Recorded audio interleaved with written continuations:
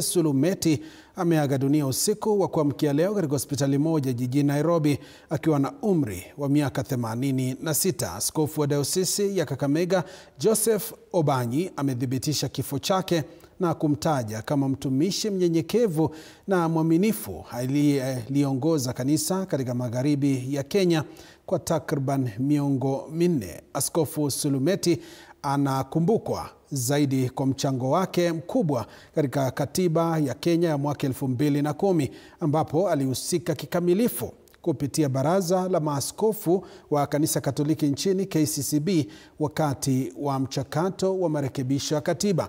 Aliteuliwa kuwa askofu wa kwanza wa jimbo la Kakamega mwaka 1978 na kuhudumu kwa miaka 36 kabla ya kustaafu mwaka 2014.